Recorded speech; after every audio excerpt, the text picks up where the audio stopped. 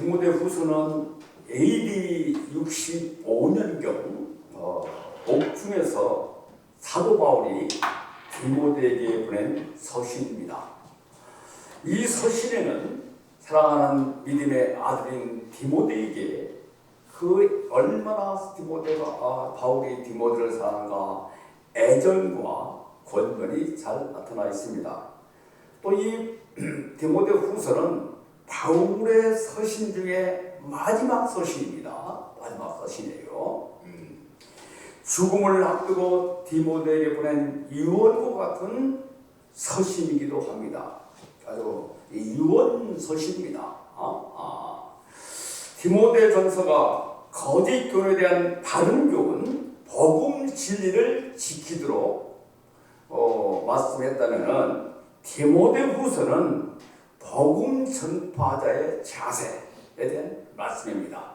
우리는 디모데후서에서 예수 그리스도의 종의 자세가 어때야 되는가를 배울 수가 있습니다. 사도 바울은 본문에서 하나님께서 우리에게 주신 은사가 무엇인가를 말씀하고 있습니다. 하나님께서 우리에게 주신 은사는 두려워하는 마음이 아니다. 따라서 하겠습니다. 두려워하는 마음이 아니다. 두려워하는 마음이 아니라 오직 능력과 사랑과 절제하는 마음이에요. 해볼까요? 오직 능력과 사랑과 절제하는 마음이다. 예. 본문에서 하나님께서 주신 은사를 활활 타오르게 해가지고 우리에게 맡겨주신 하나님의 복음 전파 사명을 예수 그리스도 안에 있는 생명의 복음을 전파하는 이 귀한 사명을 잘 감당할 수 있기를 기도합니다. 첫째, 능력과 사랑과 절제하는 마음. 디모데후서 1장 1절에서 8절입니다. 자, 1절 한번 읽어볼까요? 1절 시작. 하나님의 뜻으로 말미암아 그리스도 예수 안에 있는 생명의 약속대로 그리스도 예수의 사도된 바울은 하나님의 뜻으로 사도가 되었다라고 말씀하고 있습니다. 사도 바울은 갈라디아서 1장 1절에서 이를 더 자세하게 설명하고 있습니다. 사람들에게서 난 것도 아니요 사람으로 말미암은 것도 아니요 오직 예수 그리스도와 그를 죽은 자 가운데서 살리신 하나님 아버지로 말미암아 사도된 바울은 갈라디아서 1장 1절은 이렇게 말씀하고 있습니다. 바울이 사도가 된 것은 자기의 뜻과 의지로 된 것이 아닙니다. 하나님의 절대 의지와 뜻으로 된 겁니다. 사도가 된 겁니다. 네. 그러므로 어떤 역경에서도 이를 변개할 수 없고 어떤 영광 앞에서도 교만할 수가 없습니다. 또 바울이 사도가 된 것은 그리스도 예수 안에 있는 생명의 약속을 전하라. 이런 사명을 가지고 하나님께서 부르셨습니다. 이 생명은 예수님께서 모든 사람에게 주시는 예수 그리스도를 믿는 모든 사람들에게 주시는 영적 생명을 말합니다. 그러니까 하나님의 복음을 듣고 영접하게 되면은 영원한 예수님의 생명이 우리 안에 있게 된다는 것을 알 수가 있습니다.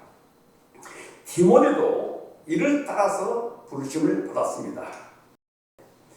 자, 사도 바울은 디모데를 아들이라고 불렀습니다. 바울은 그리스도 예수 안에서 낳은 영적인 아들입니다. 바울은 디모데를 마음으로 사랑했어요.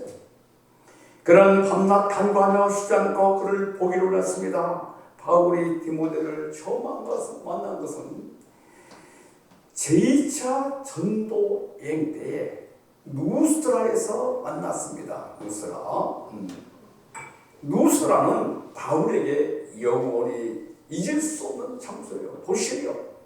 왜냐하면 사도 바울이 1차 전도 여행 때 이곳에서 복음을 전하다가 얼마나 맞았는지 기절한 곳이에요. 기절한 곳. 두드려 맞아가지고 디모데는 바로 박해를 열매입니다. 예. 그는 청결한 양심을 가진 젊은이요 거짓이 없는 믿음을 수여한 사람입니다. 그는 하나님을 마음으로 섬겼어요. 이런 사람은 무슨 일을 맡겨도 안심할 수가 있습니다. 그래서 사도 바울은 디모데에게 중요한 에베소 교회를 맡겼습니다. 그가 이런 믿음을 가질 수 있었던 것이 어디 있었습니까? 에조모 로이스와 어머니 유니의 믿음의 영향 때문이었습니다. 또한 그는 눈물이 많았습니다. 디모데는 두려움으로 많은 눈물을 흘렸습니다. 사실 디모데의 형편을 생각하면 이해할 수가 있습니다. 그의 목자인 사도 바울이, 영적인 아버지인 바울이 2번씩이나 옥에 갇혀 있어요. 그가 사역하는 에베소 교회는 여러 일들이 많았습니다. 거짓된 사상들이 파고들었습니다. 또 나이가 어려가지고 업신여김을 받기도 했습니다. 거기다가 디모데전서 5장 23절을 보면 우위가 안 좋아가지고 잔병이 많았습니다. 그가 거짓되고 진실하지 못했다면 에베소 교회를 떠났을 것입니다. 그러나 그는 눈물을 흘리면서 눈물로 에베소 교회를 섬겼습니다. 사도 바울은 로마 궁에서 이런 디모데의 모습에 눈에 싹 흘렸어요. 그러나 사도 바울은 디모데가 눈물만 흘리는 연약한 목자가 되기를 원치 않았습니다. 사도 바울은 심약한 디모데를 책할 수 있었습니다. 지금 목자 생활이 몇 년인데 그것도 참지 못해서 눈물만 흘리고 있느냐. 그러나 바울은 책망보다 은사를 불일으키듯이 하라고 권면하고 있습니다. 자, 1장 6절을 읽겠습니다. 시작. 그러므로 내가 너의 안수함으로 내 속에 있는 하나님의 은사를 다시 돌리하기 위하여 너로 생각하게. 목자 역할이 뭡니까? 목자 역할은 은사를 돌리듯 일으키게 하는 것입니다. 찬송을 통해서, 성경 말씀을 통해서, 기도를 통해서 이런 걸로 각 개인에게 주신 은사를 돌리듯 일으키게 하는 거예요. 여기서 돌리듯 일으킨다는 단어의 뜻은 대장간에서 풍로가 있잖아요. 풍로. 그 숯불이 밝게 있잖아요. 그걸 말하는 거예요.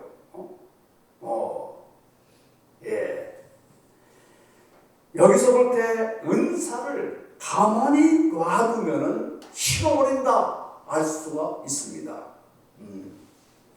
은사는 하나님의 선물입니다. 은사는 모든 믿는 사람에게 주시는 일반적인 은사가 있습니다. 각 개인에게 주시는 특별한 은사는 하나님의 교를 세우고 덕을 세우는 데 하나 주시는 겁니다. 교를 세우는 거예요. 자기 영광이 아니에요. 여기서는 일반적인 은사입니다. 그 은사가 뭡니까? 1장 7절 보겠습니다. 시작. 하나님이 우리에게 주신 것은 두려운 마음이 아니요 오직 능력과 사랑과 절제한 마음이다. 첫째, 하나님은 능력의 은사를 주십니다. 따라서 볼까요? 하나님은 능력의 은사를 주신다. 하나님은 그를 믿는 성도들에게 능력을 주셔서 믿음을 지키게 하십니다. 하나님은 능력을 주셔서 고난을 이기고 하나님의 역사를 숨기게 하십니다. 하나님은 능력을 주셔서 가정과 직장과 학교와 지역사회에 복음을 전하게 하시고 더 나아가서 물설과 낯설은 외국에 나가서 복음을 전하게 하십니다. 사람들은 어려움이 생기면 쉽게 좌절하고 포기합니다. 나는 안 돼. 난 걸렸어. 난 틀렸어. 나는 떡 먹고 쉬어봤어. 그러나 하나님은 우리는 쉽게 절망하거나 좌절하지 않습니다. 이는 하나님을 믿을 때 능치 못할 일이 없기 때문입니다. 하나님께서 주시는 능력은 우리의 큰 자산입니다. 하나님께서 우리에게 능력을 주셨습니다. 아멘. 둘째는 하나님은 사랑의 은사를 주십니다. 하나님은 예수 믿는 사람들에게 사랑의 은사를 주십니다. 이 사랑은 십자가의 희생적인 사랑이요 원수까지도 용서할 수 있는 고결한 사랑입니다. 우리는 과거에 자기밖에 모르던 아주 이기적인 사람이었습니다. 자기도 사랑하지 못했습니다. 그러나 이제는 자기 자신을 넘어서서 다른 사람을 사랑하게 되었습니다. 이는 예수님께서 우리에게 주신 은사로서 고결한 사랑인 거예요. 고결한 사랑이에요. 우리가 나를 사랑하고 또 남을 사랑할 수 있다는 것은 하나님의 큰 은사 중에 은사입니다. 셋째는 하나님은 절제하는 은사를 주십니다. 하나님은 절제할 수 있는 마음을 주셔서 하나님의 백성명을 내면서 주십니다. 육신의 탐욕을 절제하도록 해가지고 거룩한 하나님의 백성으로 세우십니다. 절제는 성령의 열매의 마지막에 나오는 은사입니다. 성령은 하나님의 예수 그리스도의 영입니다. 우리가 예수 그리스도의 말씀을 사랑하고 예수 그리스도의 그 은혜를 날마다 기억하면서 하나님의 능력을 사모하면서 하나님의 사랑을 사모할 때 우리에게 절제하는 은혜를 주시는 거예요. 이제 우리는 이런 은사를 불듯 일으켜야 돼요. 불듯. 활활 타오르는. 여러분 숯불 가지고 좋아하잖아요. 예. 그 불꽃이. 그렇지. 자, 그런데 이런 하나님의 은사를 불듯이 일으키지 못하게 하는 것이 있어요. 그것이 무엇입니까? 첫째, 두려움이에요. 해볼까요? 두려움이다. 두려움이에요. 자, 1장 10절 보면은 하나님이 우리에게 주시는 것은 두려워하는 마음이 아니다. 예. 두려워하는 마음은 비겁한 마음이에요. 비굴한 겁니다. 두려워하는 마음은 하나님이 주신 것이 아닙니다. 인간은 본래 두려움을 모르는 존재였어요. 에덴 동산에서 하나님의 사랑과 평화 속에 살았습니다. 그러나 인간이 하나님을 떠났을 때, 죄로 인해서 하나님을 떠났을 때 제일 먼저 나타난 현상은 두려움이었습니다. 두려움. 비겁한 마음이었습니다. 비굴한 마음이었습니다. 예. 이를 볼 때 두려움은 심리 현상이 아니라 하나님과의 단절에서 오는 결과인 것을 알 수가 있습니다. 사람이 두려운 순간 사탄의 올무에 빠지게 됩니다. 사람을 두려워하면 사람의 올무에 빠지게 되고 물질을 두려워하면 물질의 올무에 빠지게 됩니다. 사람이 두렵게 되면 아무리 능력이 많아도 그 능력을 발휘할 수 없어가지고 힘들게 전능하신 하나님을 위할 때 두려움을 느낄 수 있습니다. 예수님은 죽음의 세력 앞에 두려워하는 야인에게 이렇게 말씀했습니다. 두려워 말고 믿기만 해. 믿기만 해. 말씀을 믿고 하나님을 들어가는 것이죠. 예. 잠언의 말씀에 여호와를 의지하는 자는 안전하다 이렇게 말씀하고 있습니다. 우리가 세상을 의지하면 두려워서 아무것도 못합니다. 그러나 하나님을 의지할 때 가장 안전하고 승리하게 됩니다. 둘째, 고난을 피하는 마음이에요. 피하는 마음이에요. 고난을. 자, 8절 읽어보겠습니다. 8절 시작. 그러므로 너는 내가 우리 주를 증언함과 또 너는 주를 위하여 갇힌 자 된 나를 부끄러워하지 말고 오직 하나님의 능력을 따라 복음과 함께 고난받으라. 디모데는 바울이 복음을 전하다가 옥에 갇힘으로 주님의 말씀과 바울을 부끄러워하는 거예요. 이러다가 나도 옥에 갇히는 것이 아닌가? 예. 바울은 그런 디모데에게 오직 하나님의 능력을 따라서 복음과 함께 고난을 받으라. 예, 우리 1장 8절 다시 한번 읽어보겠습니다. 시작. 크게. 그러므로 너는 내가 우리 주를 증언함과 또는 주를 위하여 갇힌 자 된 나를 부끄러워하지 말고 오직 하나님의 능력을 따라서 복음과 함께 고난을 받으라. 예. 고난을 받으라. 이것은 고난을 견디라는 것입니다. 여기에서 볼 때 복음 전파에는 반드시 고난이 수반된다, 동반된다는 것을 알 수가 있습니다. 복음의 열매는 고난으로 맺어집니다. 이는 마치 농부가 긴 여름에 벌을 이고 땀을 흘린 결과로 가을의 수선과 똑같습니다. 세상에 고난을 좋아하는 사람은 한 명도 없을 것입니다. 모두가 편안하고 걱정도 없고 근심도 없고 편안하게 살려고 하지 않겠어요? 예. 그리고 여러분들은 어느 세상에 어느 누가 사랑하는 아들 디모데에게 고난을 받으라고 할 사람이 어디 있겠습니까? 사도 바울은 고난을 좋아하는 무슨 그런 취미를 가졌습니까? 예, 그럴까요? 그런데 바울은 사랑하는 디모데에게 복음과 함께 고난을 받으라고 마지막 편지에 썼습니다. 왜 그렇습니까? 복음에는 고난을 받을 만한 가치가 있기 때문에 그런 거예요. 가치가. 그 가치는 모든 사람을 구원하는 능력이 복음에 있기 때문입니다. 네. 그래서 예수님은 마가복음 8장 38절에서 나와 내 말을 부끄러워하면은 예수님도 아버지의 법으로 거룩한 천사들과 함께 올 때 그 사람을 부끄러워하게 하겠습니다.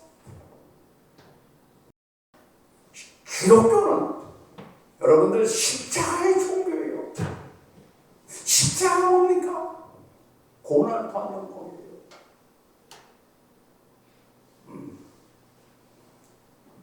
기독교는 고난을 먹고 사는 거예요.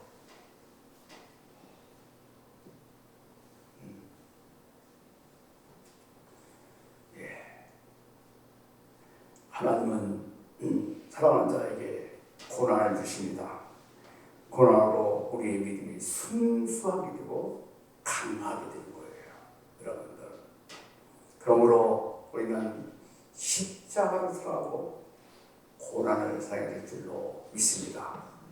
이 고난은 복음을 전하다가 나타난 고난이에요. 복음을 전하다가 예수 그리스도의 생명의 약속을 전하다가 온다는 거예요.